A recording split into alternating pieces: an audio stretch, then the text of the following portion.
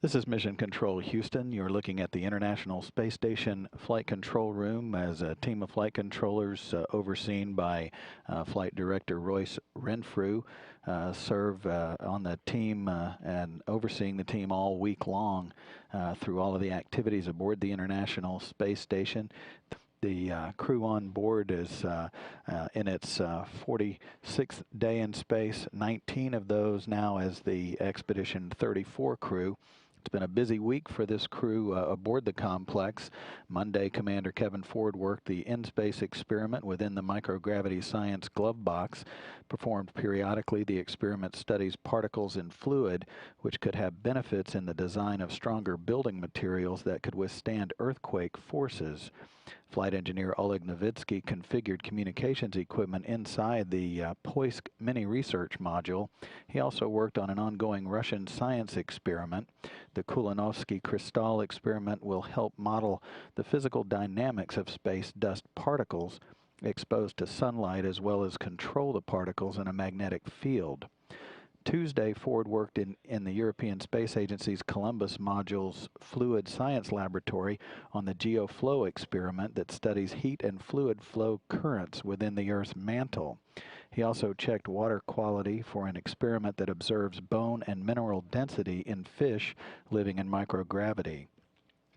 Novitsky and flight engineer Yevgeny Turelkin worked in the station's Russian segment, checking fans and filters, and continued work with the Kulanovsky crystal experiment.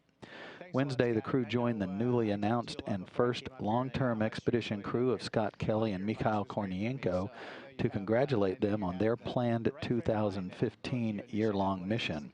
The decision was made jointly by the ISS partnership and detailed by program managers of NASA and the Russian Federal Space Agency. Ford conducted research throughout the day on the NanoRacks experiment hardware, such as the plate reader and microscope 2. The research gear allows crew members and station systems to interface with a variety of researchers on the ground. NanoRacks is the first commercial laboratory in space.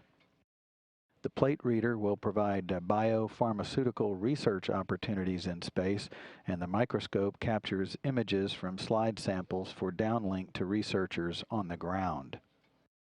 Thursday, Ford spent most of the day in the Quest airlock, cleaning cooling loops and recharging water systems associated with the spacesuits used for spacewalks. This periodic maintenance ensures they are healthy and ready to support an extravehicular activity. This periodic maintenance ensures they are healthy and ready to support a spacewalk should one be required. He also talked about his mission with CBS News and the cable news network. Friday, Ford, as he started the week, worked extensively with the in-space experiment within the microgravity science glove box to utilize the unique environment of microgravity to study the dynamic of particles in fluid. He also brushed up on crew medical officer procedures. This weekend, the crew will spend a relatively quiet time talking with families, checking on some autonomous experiments, exercising, and conducting routine housekeeping chores on board. Meanwhile, back here on Earth, the next three crew members continue their preparations for their months-long stay on the station. Cosmonaut Roman Romanenko, Canadian astronaut Chris Hadfield, and U.S. astronaut Dr. Tom Marshburn will launch Wednesday, December 19th, and are now at the launch site for their Soyuz rocket in Baikonur, Kazakhstan. This is Mission Control Houston.